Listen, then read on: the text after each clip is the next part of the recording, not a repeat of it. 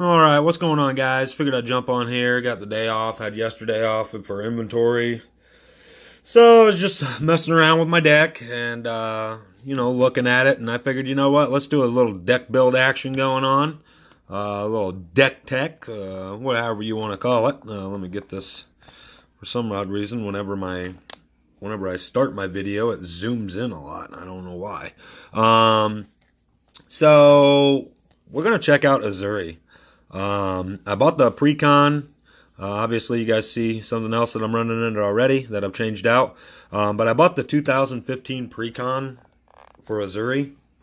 And it's pretty sweet just out of the package. But I had a few cards and I've done a little research on, whatever. And I figured I would do a little video to show you guys what I've done to my deck. And hopefully you guys will interact with me and give me some ideas on what you think. So I'm just going to flip through it right quick. I took out all of the basic lands. So hopefully that'll go help speed up this video. But I run Sage of Hours in my Ezuri deck, and obviously everybody can tell why. Whenever you cast a spell that targets Sage of Hours, put a 1/1 counter on it, but I can remove all of the 1/1 counters from it. And for each 5 counters that I remove from it, take an additional turn. With Ezuri, pretty sick because at the beginning of every combat, I can put X 1/1 counters on it. And that's for each experience counter that I have. Most of the creatures in here, I might have 1 or 2 that's over 2 or 3. But most of them are for 1 or for 2. I went ahead and put in Bow of Nyla. Attacking creatures you control have Death Touch. That's the main reason that I put this in here. But it also has an additional activated ability. I can choose one to put a 1/1 counter on target creature, or it deals 2 damage to target creature with flying, or you can gain 3 life, or put up to 4 target cards from your graveyard on the bottom of your library in any order. So I guess the bottom one would be pretty sweet because I do have a couple search. But the main reason that I put this legendary enchantment artifact in here was because of the Death Touch.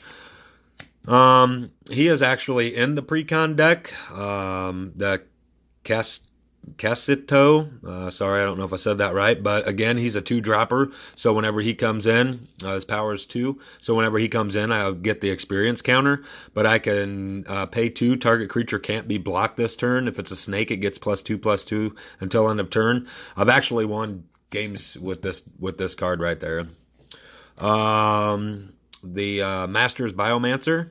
I added this card into it. Each other creature you control enters the battlefield with any number of additional 1/1 counters on it equal to Master's Biomancer's power, and as a mutant in addition to its other creature types. Again, he has power for 2, so he would trigger and give me an experience counter for Ezuri. I put in a Rishkar.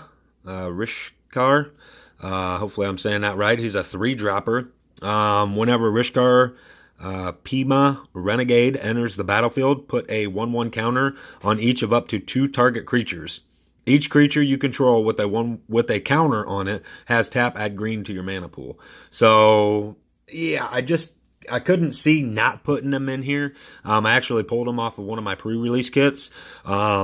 So I figured, you know what, that card fits just perfect into this deck. So let's go ahead and run him. And plus, he actually triggers the Ezuri experience counters as well too. So it's kind of a win-win to not put him in here. It would be kind of stupid not to have him in here. Fathom Mage again. We need draw for all of the low casters that I have in here. The deck runs pretty fast, really, to be honest with you. It's just a lot of low dropper creatures. So with having Fathom Mage in here, I can, if I need to draw cards, I can just take the experience counters, put them on Fathom Mage, and I get to draw cards. So that's pretty sweet. It's kind of another no-brainer.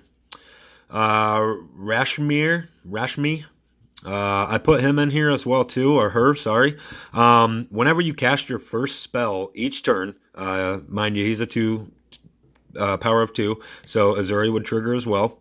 Whenever you cast your first spell each turn, reveal a top card of your library. If it is a non-land card with converted mana cost, Oh, I got a phone call coming in. We're going to have to decline it for right now.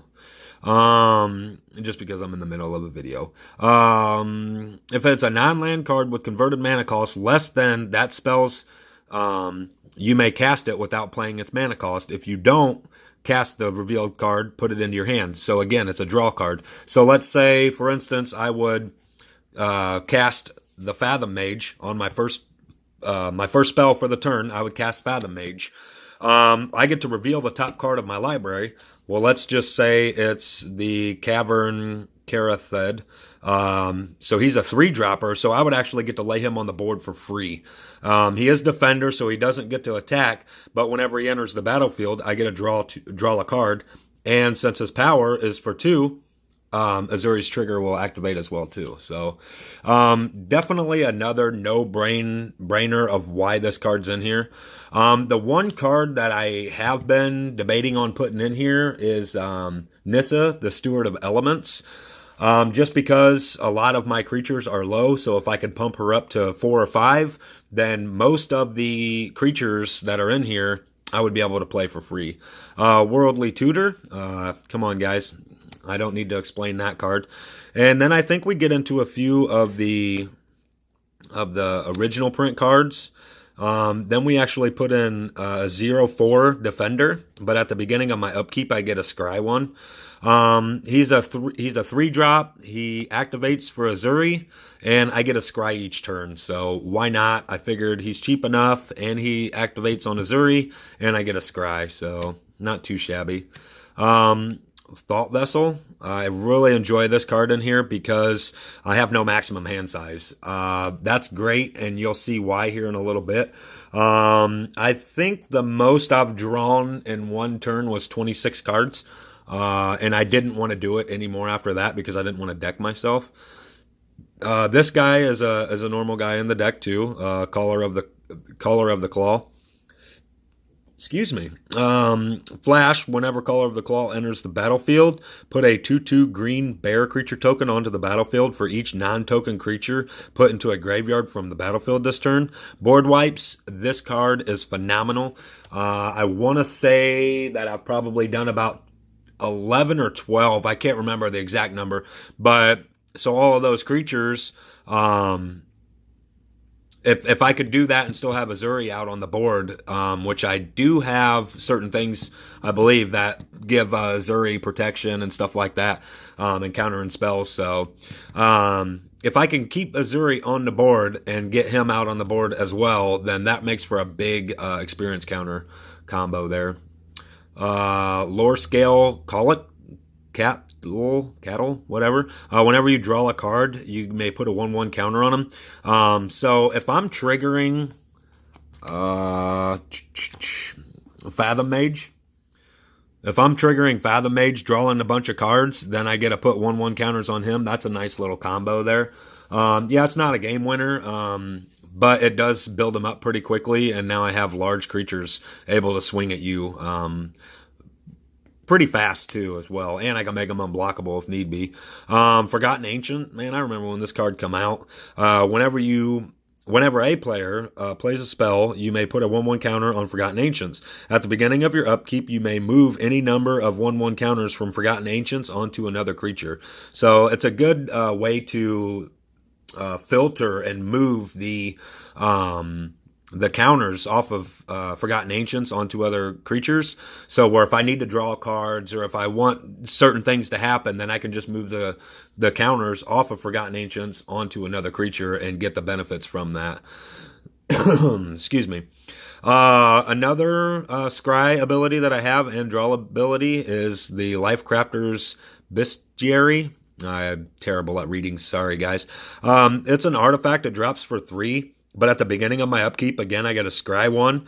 And then whenever I cast a creature spell, you may pay 1 if you do, 1 green. If you do, draw a card. So again, another real nice draw card.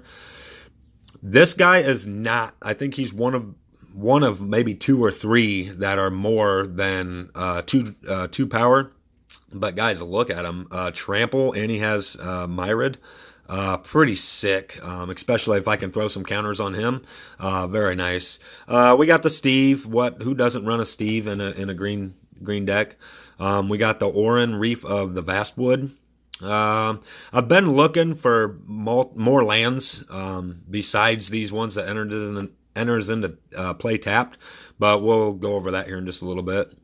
This guy's great because I can make him unblockable, and then I can just destroy target artifact or enchantment that player controls. So, pretty nice. I got a Terramorphic Expansion. Who's going to run a green deck without an Eternal Witness? I mean, that's a no-brainer. He was in the pre-con as well, too, though, and so is the Coiling Oracle. Vivid Grove, the same thing. It enters the battlefield tapped. It does have 2 charge counters on it, but I don't think he's really that great in a blue-green deck. If it was a multicolored deck, a 5-colored deck, then yeah, but not as it sits right now. I think I'm going to remove him and just put a basic land in for now.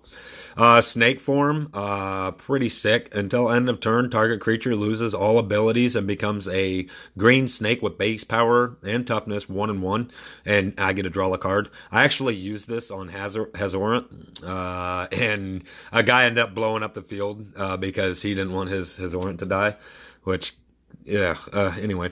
Scythe Claw. It has Living Weapon. This is another one that I've been debating on whether or not to remove. I'm just still kind of trying to find something else to maybe put in its place. Sword of Vengeance gives a creature 2/0 and has first strike, vigilance, trample, and haste. Pretty nice card. I've actually done some pretty good damage because of the trample. A lot of my creatures can get very big, but a lot of them don't have trample, and so that's just a way to give some of my creatures trample. I have been thinking about taking him out and putting a couple instances that give all my creatures trample or multiple creatures trample. So a 1-drop, he's got Evolve, and I can remove a 1/1 counter from this guy and regenerate him. But again, he's a 1/1, so he would trigger on the Ezuri. Same thing with Oron Viper. This card does not trigger the Ezuri, but whenever he enters the battlefield, target player shuffles any number of target cards from his or her graveyard into his or her library. So as long as this guy's not already in my graveyard, I'm able to shuffle my whole graveyard into my library, which is very helpful when I'm drawing that many cards and potentially have to discard, because if they destroy one of my artifacts or my lands that allows me to have no maximum hand size, if I discard 20 cards, that's catastrophic to my deck. We have Jace, again, scry, and then draw for his uptick for 1. I can return target creature to its owner's hand, and -8 when I ult him. I get an emblem whenever an opponent casts his or her first spell. Each turn, counter that spell. So pretty nice. And I have a lot of ways to block for the Jace as well too. So again, this guy, he taps for a colorless, but I can put a 1/1 counter on each creature that entered the battlefield this turn. So that's not too bad if I drop a whole bunch of snakes, or if I drop 2 or 3 creatures or whatnot. We have a foil Mystic Snake that I pulled out of the 25 set. So everybody knows what the Mystic Snake does. Flash, whenever Illusionary Ambusher is dealt damage, draw that many cards. So what you would do here is you would leave your mana untapped because you know they're about to attack you.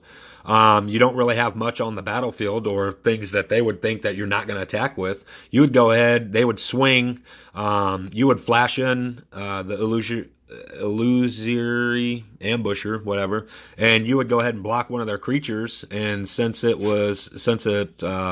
dealt damage, then you would be able to draw 4 cards. So just another nice way to draw cards. Vivid Creek.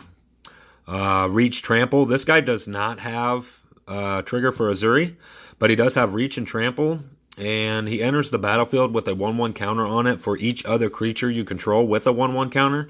So if you got 5 creatures out there with 1/1 counters on them, guys, he's going to enter the battlefield as a 8/2 Reach Trampler.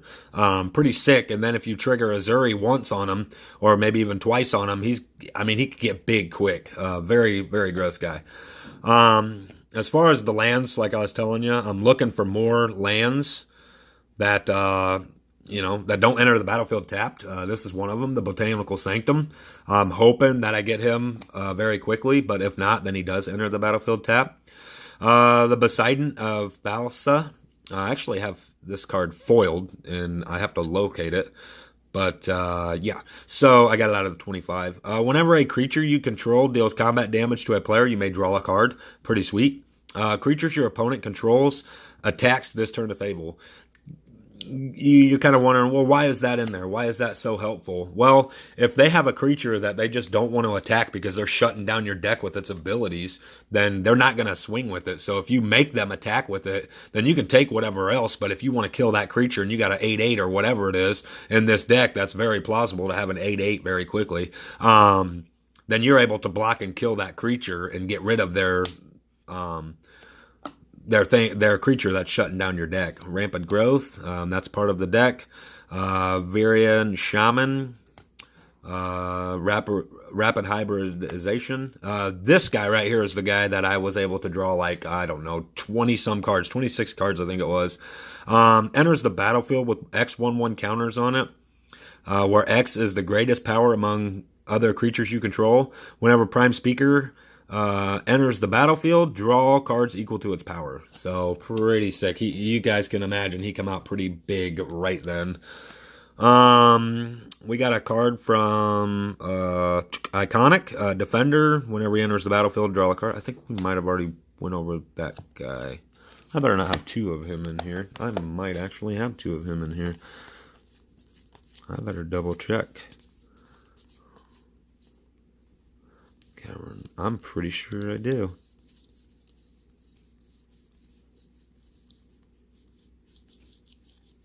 Maybe I just already done this segment. Okay, where did he go? I know I just seen this guy.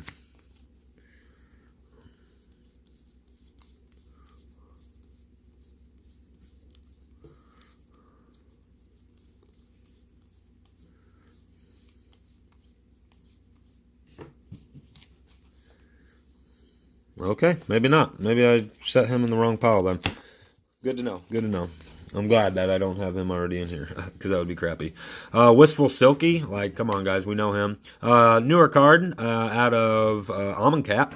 He's generic and a blue and a green, and I can tap him for 2 colorless, but he also gives me the trigger for Ezuri.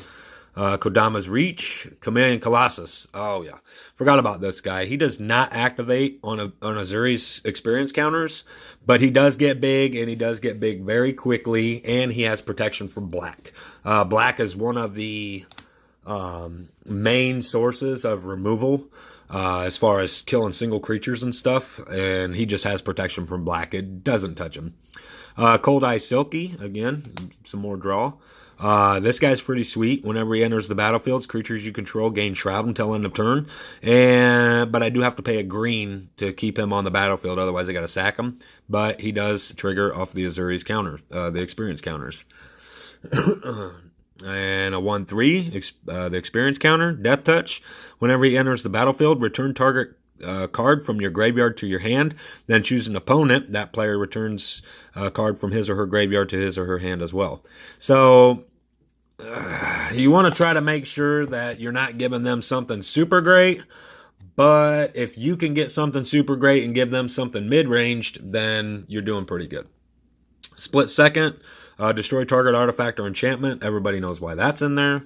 Animation Modular. If you guys play Standard, you should know why this is in here. Whenever one or more 1/1 counters are placed on a permanent you control, you may pay 1. If you do, create a 1/1 colorless servo artifact creature token. So that would trigger on the Ezuri. And then I could pay 3, tap it, choose a counter on target permanent or player, give that permanent or player another counter of that kind. So any one of the planeswalkers, or I can't do it on Ezuri, the experience counters, because or maybe I can. I got to look back into that. Oh, I missed one. Breeding Pool. We got the Simic Signet. We got the Swift Boots for Hexproof. Another one that enters tapped. Put X. Oh, this guy's mean. Put X 1/1 green spider creature tokens with reach onto the battlefield. So each one of those that come onto the battlefield are going to give me the experience counters. Prevent all combat damage that would be dealt to this turn by non-spider creatures. So pretty sweet. This guy, I like to use him because I just build one of my creatures up super big and then swing with them, and everybody has to block this guy. Pretty sweet. Again, a 1/1, drawing cards.